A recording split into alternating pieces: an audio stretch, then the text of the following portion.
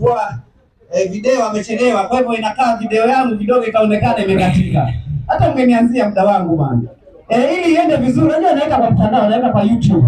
Ili ianze vizuri kabisa. Alafu wewe mwenye kuchukua video, chukue vizuri kabisa. Ili inapotoka katika mtandao kila mmoja jue kwamba hapa kulikuwa kuna mwalimu anafundisha. Ukurasa 587 haraka.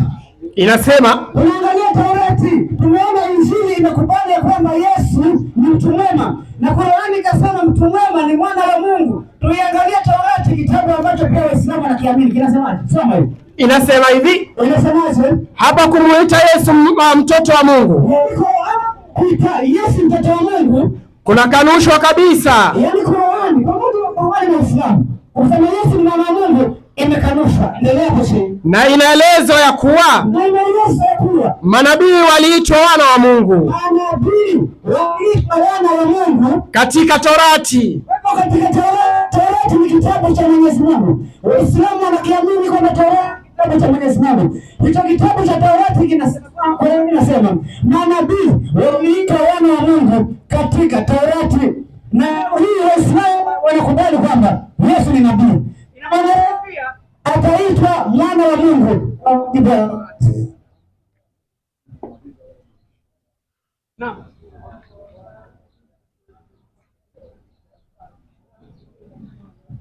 Haya. Kwa hivyo mimi nataka niende na hoja. Hoja hizi ambazo nazitoa hapa nazitoa kwenye vitabu. Kwa hivyo kwa mujibu wa Torati, nabii yeyote anaitwa mwana wa Mungu.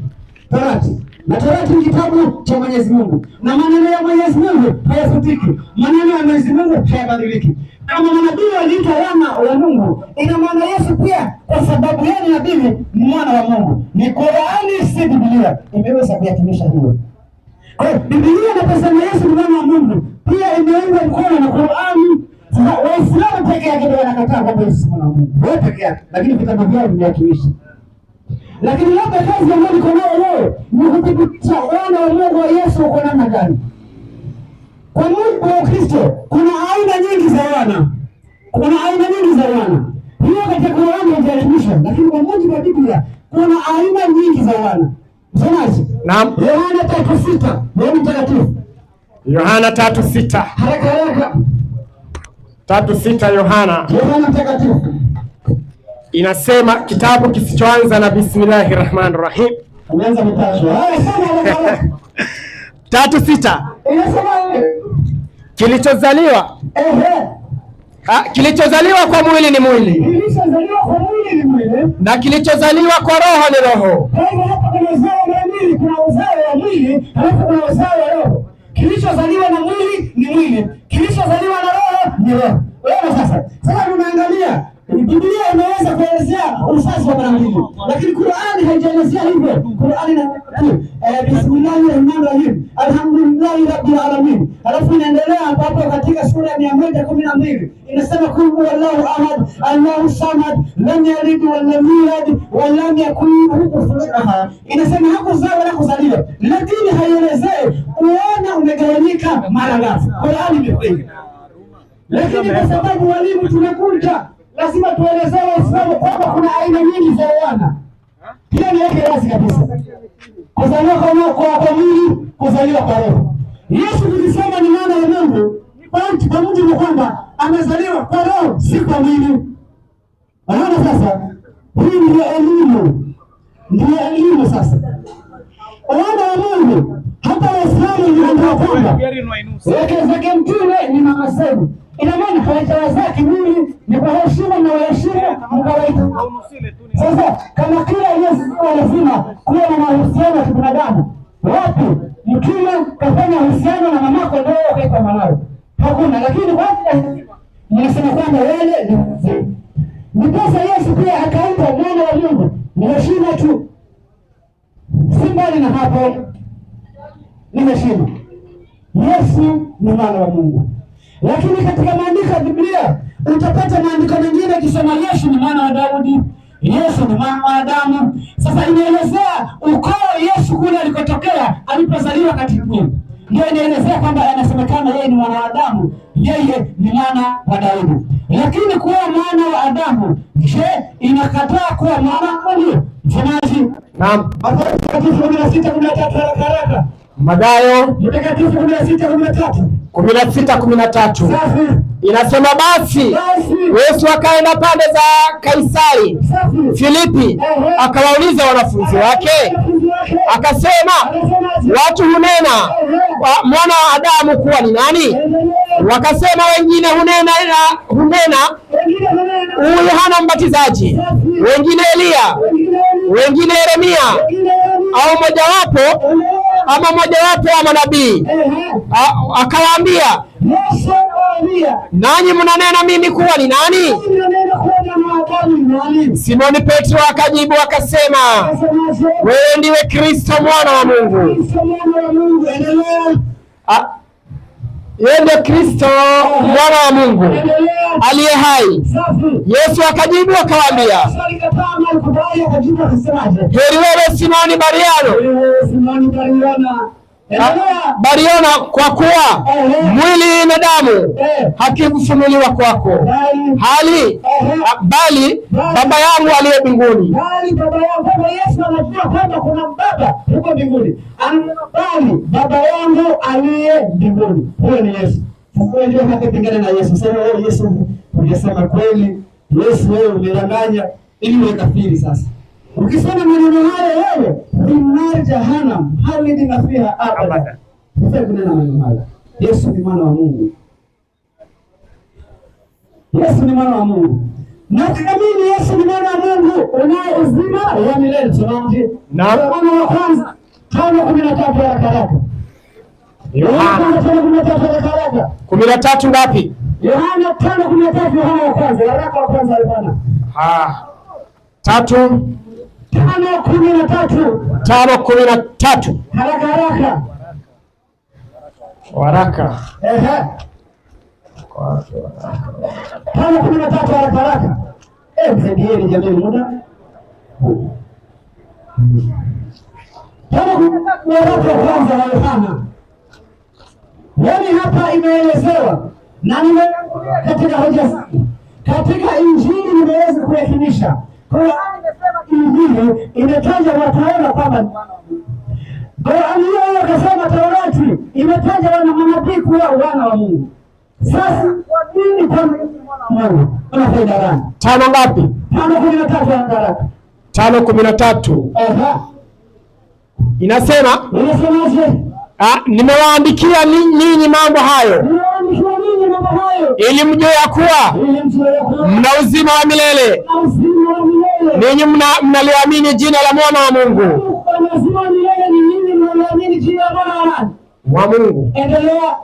Na huu ndio ujasiri tulionao kwake, ya kuwa tukiomba kitu sawasawa na mapenzi yake utusikia. Yesu tusikia. Kwa hiyo wewe lazima uamini kwamba Yesu ni mwana wa Mungu. Hiyo ni maandiko. Kinyume cha hapo wewe ni mtu wa motoni. Kinyume na hapo ni mtu wa motoni. Kwa hiyo maandiko yameweka wazi. Semaje? Yohana Mtakatifu 3:36 haraka. 3:36. 3:36. Safi. 36. Unasemaje? Kama ungepatana kijana angechukua kuponza. 3:36 haraka. Amwaminiaye mwana yuna uzima wa milele, asiyemwamini mwana hata ana uzima, bali ghadhabu ya Mungu inamkalia. Ukiamini kwamba Yesu ni mwana wa Mungu utaona uzima. Usipoamini ghadhabu ya Mungu itakukalia. Hayo ni maandiko ya wazi kabisa. Kwa nini uone uzima wa milele? Uamini ya kwamba Yesu ni mwana wa Mungu. Hiyo iko hapo kabisa. Lakini kinyume cha hapo wewe unaenda motoni. Moja kwa moja. Yaani bila kupinga. Kwa hiyo mnafanya amini kwamba Yesu ni mwana wa Mungu mpate uzima wa milele moja kwa moja. Maandiko yamekauka hivyo. Na ipo sahihi kabisa. Uamini Yesu ni mwana wa Mungu ili upate uzima wa milele. Dakika 4. Dakika 4 kosa. Hizo dakika nyingi. Kwa sababu mada tayari ishahitimisha. Lakini nataka nitembee kwa sababu mwalimu atakayekuja kuna maandiko atasoma. Na kwa sababu mimi ni mtu nimesoma akili za Waislamu sana. Lazima niwekee block mara moja kabla hajaje. Mathayo 1:1 pale. Mathayo 1:1. Mathayo 1:1. Inasema hivi kwa wenye kusikiza na kuandika. Mathayo 1:1. Mathayo mtakatifu 1:1. Kitabu cha ukoo wa Yesu Kristo, mwana wa Daudi. Sasa hapa ndio kwenye mwalimu atakuja kusema siona Yesu ni mwana wa Daudi. Nimeshatangulia ameitwa mwana wa Daudi kwa sababu aliyemzaa ametokana na uzao wa Daudi, ndio akaitwa mwana wa Daudi. Kama vile mimi ninavyoitwa kwamba mnamuita mke wa mtume kwamba ni mama yetu, kwa sababu nini? Kiimani mmetoka kule. Kwa Yesu pia akaitwa mwana wa Daudi kwa sababu ya kiimani basi. Lakini hiyo kazi ya kutoboa mwana wa Mungu. Yeye ni mwana wa Mungu. Lakini mwana wa Mungu Yesu ni kwa njia ya imani, si ya kimwili. Waislamu hapa tunashinda kuelewa. Lakini kwa sababu tumekuja tunaelewesha. Halafu atauliza maswali. Huyo anasema wapi Mungu mwenyewe? Akasema wewe Yesu ni mwanangu. 3:17 kwa utakatifu wa haraka. Mathayo. Mungu mwenyewe anathibitisha hilo. Mathayo ngapi? 3:17. 3:17 Mathayo. Safi. Inasema 17. Inasemaje? 17. Na tazama sauti kutoka mbinguni ikasema. Na tazama sauti kutoka mbinguni ikasema, ikasemaje? Huyu ni mwanangu mpendwa wangu. Mungu anasema huyu Yesu ni mwanangu mpendwa wangu. Ninayependezwa naye. Ninayependezwa naye. Kama ni Mungu mwenyewe anasema. Sasa wote ataanza kumpiga Mungu. Yaani wewe simama pige Mungu. Mungu mwenyewe anasema huyu ni mwanangu mpendwa, ninayependezwa naye. Sasa wewe ni nani leo pige Mungu? Yesu ni mwana wa Mungu. Mwenyewe amesema. Je, Yesu mwenyewe tunakuuliza, wewe ni mwana wa Mungu? Akubali mwenyewe. 10:36 Yohana mtakatifu haraka. Yohana mtakatifu 10:36. 10:39. Tutauliza mpaka malaika atujibu leo. Yaani leo tunauliza kila anayeaminiwa kuhusu habari za Yesu. Sema hiyo. 10:36. 36. Yohana mtakatifu haraka. Je, yeye ambaye Baba alimtakasa. Yesu anasema yeye ambaye Baba alimtakasa akamtuma ulimwenguni. Ninyi mnamwambia unakufuru? Kwa sababu nilisema. Kwa sababu mimi Yesu nilisema. Mimi ni mwana wa Mungu. Mimi ni mwana wa Mungu. Wa Mungu. Kama Yesu mwenyewe anasema mimi nilisema kwamba mimi ni mwana wa Mungu. Sasa Yesu mwenyewe anasema wewe mpige, wewe unatoka wapi?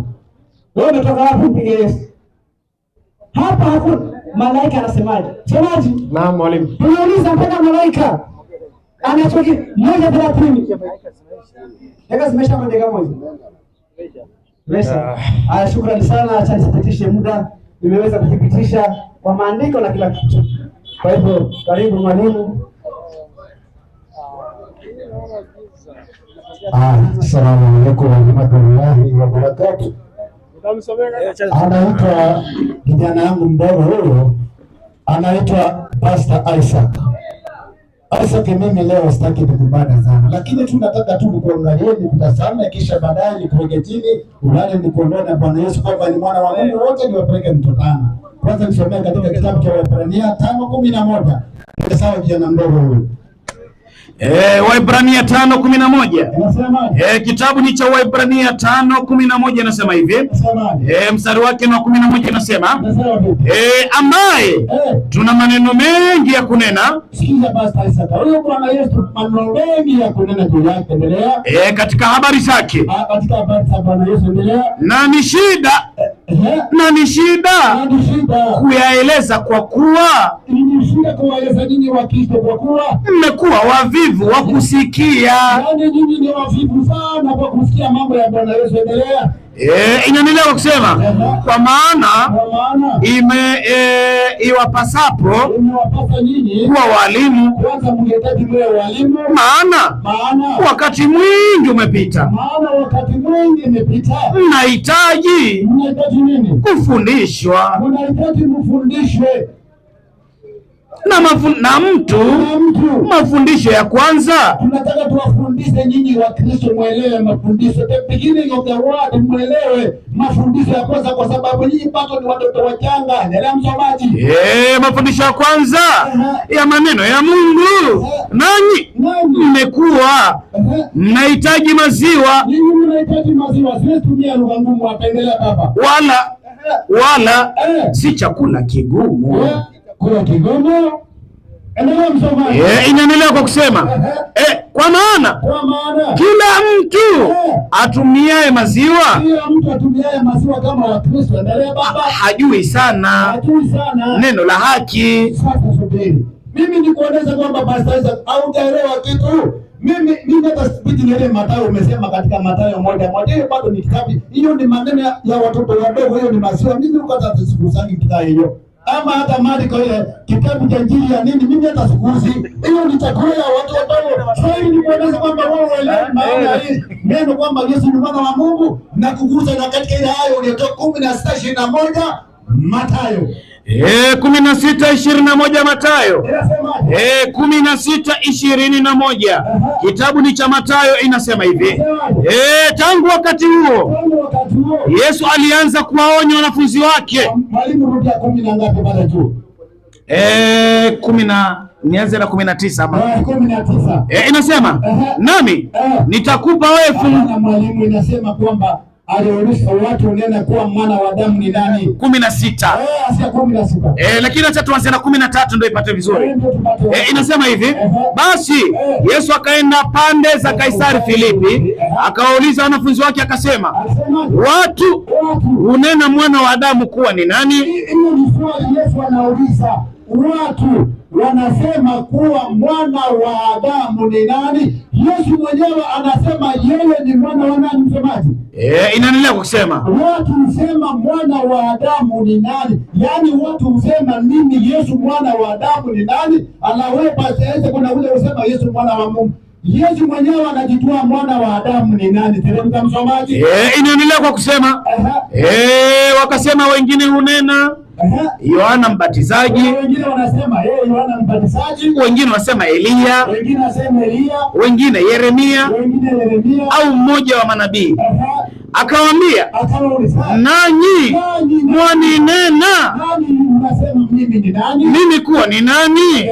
Simon Petro akajibu akasema, kuna jamaa mmoja alikuwa kimbelembele, alikuwa na mwaya, alikuwa ni mwanafunzi wa Bwana Yesu, kimbelembele akasema yani Simeoni Petro akajibu akasema, wewe ndiye Kristo mwana wa Mungu aliye hai. Kristo mwana wa Mungu aliye hai. Maneno sio ya Bwana Yesu, ni ya Petro. Ndiye anasema nini mwasema mimi ni nani? Petro kwa sababu alikuwa na kimbelembele mdomo gaya, akasema wewe ni mwana wa Mungu aliye hai. Sasa Petro kwanza tumuangalie, tumchunguze Bwana, yeye kwanza alikuwa nani katika vitabu? Alikuwa ni nani katika Bwana Yesu? Teremka 23 hapo chini. 23 inasema akageuka akamwambia Petro. Akageuka sasa baada ya Petro kusema yeye Yesu ni mwana wa Mungu, Yesu akamgeukia Petro akamwambia nini? Akageuka akamwambia Petro, nenda nyuma yangu Shetani. Anatuletea mambo ya Shetani hapa. Anatuletea mambo ya Shetani hapa.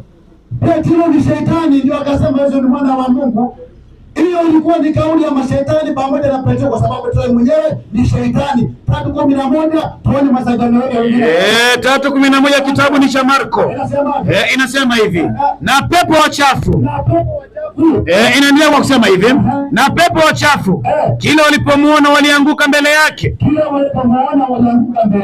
Wakalia wakisema, wewe ndiwe mwana wa Mungu. Wewe ndiwe mwana wa Mungu. Mapepo wachafu walipomuona Bwana Yesu wakasema, wewe ni mwana wa Mungu. Sasa wewe pamoja na mapepo, ikiwa unasema Yesu mwana wa Mungu, wewe na mapepo kitu kimoja. Ndio Yesu anasema, rudi nyuma yangu Shetani, huyu kikwazo kwangu, kwa sababu uliawasi ya Mungu ila ya wanadamu. Kwa hivyo imani ya kwamba Yesu ni mwana wa Mungu si ilikuwa ni imani ya Mungu, ilikuwa ni imani ya wanadamu. kwa sababu leo nitakutajia andiko na ujue Mungu leo ni mimi na wewe. Nitakutajia andiko hapo, unipe aya moja. Mungu anasema Yesu mwanao mpaka kiyama. Hiyo utamtolea hapa. Mungu mwenyewe athibitishe kwamba Yesu wewe ni mwanangu mimi. Hapa leo hapa tu mimi na wewe. Alafu tuondoka na katika Mathayo, sauti katoka mbinguni ikisema ni mwanangu mpendwa. Nikuonee 18 pale sasa. Hapo nakusubiri kijana yangu. Sasa tuangalie kwa unajua sisi Waislamu hatuna shida, hata sina haja ya kutoa maandiko mengi kwenye Qur'ani. Nenda katika sura ya 9 aya yake ya 30. 9:30 maneno Mwenyezi Mungu. Yaani leo hapa hakuna kibarua Waislamu, hapa hakuna kitu. 9:30 maneno Mwenyezi Mungu, baada a'udhu billahi minash shaitani rajim. Bismillahir rahmanir rahim. Maneno Mwenyezi Mungu matukufu yanasema hivi. Na Mayahudi wanasema Uzeri ni mwana wa Mwenyezi Mungu. Kwa hivyo hata sio Bwana Yesu peke yake, kuna wengine nao wanadai wanasema Uzeri ni mwana wa Mwenyezi Mungu. Watu wa Waislamu wala ambao kwamba hawajasoma, mimi ni mwanahistoria. Uzeri anaitwa Ezra kwa mujibu wa Biblia, na kwa mujibu wa Biblia Uzeri ndiye aliandika Taurati. Hata pasta mwenyewe anajua huyu Uzeri am Ezra kwa Biblia ndiye aliandika Taurati, sio Nabii Musa kwa mujibu wa Biblia, na hata kueleza ukitaka hapa leo. Sasa huyu Uzeri Mayahudi wanasema kwamba Uzeri ni mwana wa Mungu. Endelea msomaji. Inaendelea kusema Mayahudi wanasema Uzeri ni mwana wa Mwenyezi Mungu. Na Wakristo wanasema Masihi ni mwana wa Mwenyezi Mungu. Masihi au Bwana Yesu ndio wanasema, sio Mungu.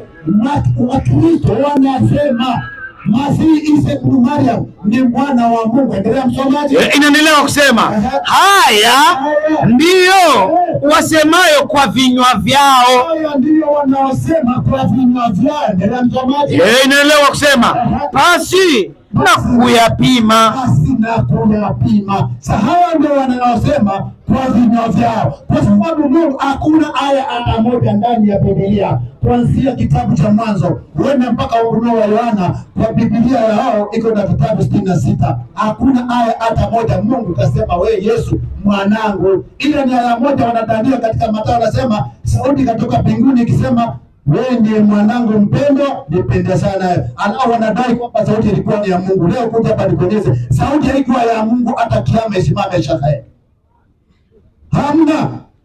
Hamna. Sasa ilikuwa ya nani? Hapo tutaitoa baadaye. Maana yake nakuja aguze, ndio akigusa. Amegusa mwalimu. Amegusa. Hiyo sauti kutoka mbinguni. Haya nenda 77:17 kitabu ni Zaburi. Zaburi ilikuwa ya nani? Wewe unasema vipi bro? 77:7. 77 twende. 77:7 kitabu ni cha Zaburi, inasema hivi. Sauti hii sijui ni ya nani. Inasema hivi. Hapana 17 soma. 17. Inasema hivi. Mawingu. Sio watu wa Islam. Hao wanadai kwamba sauti ilitoka mbinguni ilikuwa ya Mungu. Sikia, sauti ilikuwa ya nani? Mawingu yakamwaga maji. Kwanza mawingu yakitoa maji, mbingu nazo zikatoa sauti. Kumbe sauti ilikuwa ya mbingu. Alafu nyinyi mtaendelea mnasema ya Mungu. Haya, mbingu naye Mungu. Watakuja watu waletea hapo. Kwanza ilitoka katika mbingu ya ngapi? Maana yake kuna mbingu 7. Hata Biblia imekubali kuna mbingu 7. Hapa inasema mbingu nazo zikatoa sauti. Alafu Mathayo inasema sauti kutoka mbinguni. Kumbe ilikuwa ni sauti ya mbingu, sio ya Mungu. Maana yake tutakuja kuelezea kwanza Mungu akae pale mbinguni. Atakuonesha. Ama mwalimu tumpe mwalimu kash. Timotheo wa kwanza 6:16. Timotheo wa kwanza 6:16. Timotheo wa kwanza 6:16. Mimi hapa kuna kazi, hapa mna kitu hapa. 6:16 inasema hivi. Inasema ambaye yeye peke yake, Mwenyezi Mungu peke yake hapatikani na mauti. Mwenyezi Mungu hapatikani na mauti. Amekaa katika nuru isiyoweza kukaribiwa. Mungu amekaa wapi? Katika nuru isiyoweza kukaribiwa, wala hakuna mwanadamu aliyemwona. Mungu penye anakaa hakuna mwanadamu aliweza kumwona. Amekaa katika ardhi, nuru isiyokaribiwa na mtu. Ukisema pale mbinguni mpaka kuna wazee 24 wanakaa pale. Sasa utakuja tuambie hivyo. Hiyo ilikuwa ni kionjo tu. Mwalimu, Baba, kuna mahali alitabika kidogo. Hebu chukua Qur'ani anasema ukurasa wa 341. Maana yake kuna kitu mimi niliona kidogo huyu jamaa kutia tope katika kitabu. Hiyo Qur'ani alisoma hapo. Akasema hapa alishimekubali kwamba Bwana Yesu ni mwana wa Mungu. Bwana lazima ueleke lugha hapo. 341. Ni ukurasa ukurasa 341. Akasema ameweka maki hapo, mko na yao. Ndio nimfundishe kwamba lugha haielewi. Ujachabu huyu bwana animgiria. Anasema hivi. Inasema kwa hakika Injili imetumia neno. Sasa sikiza, Waswahili sikiza, ama Waislamu sikiza. Mtafsiri ama mnenaji hapa anasema kwa hakika Injili imefanya nini? Kwa hakika Injili imetumia neno. Kwa hivyo ni Injili ama ni Qur'ani? Ni Injili. Sio nini? Sio Qur'ani. Wewe wapi bwana? Huyu jamaa anasema Mugiriama. Mimi unajua mimi ni Mkisii, lakini Kisii kule kwetu hatujui Kiswahili vizuri, lakini Kiswahili mufti mimi naweza kufundisha. Kiswahili yako wewe ni kuongea tu, tuanze tuafanye nini? Kwa hiyo iliyosema mwana wa Mungu ni Injili, sio Qur'ani. Sio Qur'ani. Injili ndio wanasema kule. Sio Qur'ani. Hiyo Injili usema, sio Qur'ani nasema. Vipi wewe? Yaani huyu jamaa wapi huyu? Sasa Injili ndio mnasema, maana yake ndio ukachomoka na katika 3:16 kwamba Yesu ni mwana wa Mungu. Wewe ni kule Injili, lakini kama cha ajabu msomaji. Baba, Huyu bwana mnasema ni Mugiriama kutoka wapi? Marehemu. Yaani Kiswahili haelewa. Injili ndio inasema, sio Qur'ani. Tunaamini vitabu vingapi? Sasa wewe bwana, bado ika 5 sio? Bado. Twende msomaji. Huyu bwana ananifaiza. Alafu msomaji. Baba, upo? nipo. Nitakamsia katika Qur'ani sura ya 19:43. 19:43. Maneno Mwenyezi Mungu baada ya audhu billahi minash shaitani rrajim. Bismillahir rahmanir rahim. Inasema baba yangu. Hapana. Hii ndio kwa kauli yake ambayo wakitufanyia Zakaria 30 haina sio? Kama hivyo tu. Inasema hivi. Huyu ndiye Isa bin Maryam. Huyu ndiye Isa bin Maryam. Hii ndio kauli ya haki ambayo Wakristo wanaifanya shaka. Kwa hivyo sisi Waislamu tunajua huyu ndiye Isa bin Maryam ambao ndio kauli ya haki, Wakristo wanaifanyia saka. Sasa saka namna gani? Utaona kwa Biblia Yesu anaitwa mwana wa kondoo. Yaani leo mwalimu, baba, hata kondoo wako na haki kusema Yesu ni mwanao. Yaani ukiona kondoo anapita hapa anasema Yesu ni mwanangu. Kwa sababu Yesu anasema Yesu ni mwana wa kondoo. Unaona? Hiyo ni Yohana 1:29. Unaona? Msomaji soma kwanza. Yohana 1:29. Yohana 1:29. Kwa sababu kondoo ndio wanastahili kusema Yesu ni mtoto wao. Inasema siku ya pili sio 29. Siku ya pili siku ya pili yake akamwona Yesu anakuja kwake, akasema tazama mwana kondoo wa Mungu. Tazama mwana wa kondoo, ina maana Yesu pia ni mwana wa kondoo. Kwa hivyo tukiona pita hapa, ukiona kondoo mmoja anaweza ako na haki kusema Yesu ni mtoto wake. Naam, Yesu ni mwana kondoo, hatuna wasiwasi. Kuna mahali ni mwana wa simba, hatuna simba. Yaani nyinyi hamjui Yesu ni mwana wa nani. Lakini tuangalie wale waliokuwa na Bwana Yesu. Tutapiga baadaye sawa. Kama nani? 6:3 kitabu ni Marko. Alafu sasa tumuulize muhusika mwenyewe. Maana hao wote ni wasemaji. Muhusika mwenyewe lazima atatuambia ni wa nani. Kwanza tuangalie 6:3 Marko. 6:3 Marko inasema Marko huyu si yule seremala mwana wa Mariamu. Sasa waliokuwa na Yesu walimuona Yesu, wakala na Yesu, walikuwa na ufunuo, wanamjua Yesu mwana wa Mariamu. Wewe uko hapa tu Kwa Wagiriama hata miaka 40 utafikisha unatuambia Yesu mwana wa Mungu. Vipi wewe? Wewe vipi? Wewe vipi mwanangu wewe? Lakini sasa hapa mwalimu huyu jamaa mimi nafurahi sana. Alianza dakika 43. Mimi hata niko na simu hapa. Mimi alianza 43. Mwalimu baba kisia sasa namshika mwenyewe. Azmalize saa 11 dakika 3. Mwalimu nataka sasa tunamuuliza mhusika mwenyewe. Naam. Mhusika mwenyewe huyu bwana yeye jamani. Tunaongelea mambo mengi. Wewe ni nani? 26 63 Mathayo. Inasema hivi 26. Kwanza tuanze na 62. 62 inakuwa ni mzuri zaidi. Inasema hivi kisha kuhani mkuu akasimama akamwambia, sasa Bwana Yesu amepelekwa mahakamani, lazima ajitetee, ajitambulishe. Endelea msomaji. Ujibu neno. Hao wanakushuhudia nini? Hao watu wanakushuhudia nini? Lakini Yesu akanyamaza. Kimya. Kuhani mkuu akamwambia, na kuapisha kwa Mungu aliye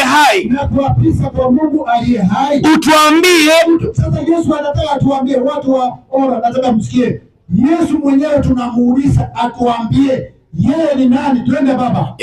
Na kuapisha kwa Mungu aliye hai, utuambie kama wewe ndiwe Kristo mwana wa Mungu. Yesu anaulizwa swali, tuambie hapa kuna Wabokomo, hapa kuna Wagiriama, hapa kuna kila aina ya kabila, sio msomaji kabisa mwalimu. Yesu tuambie wewe ni mwana wa nani?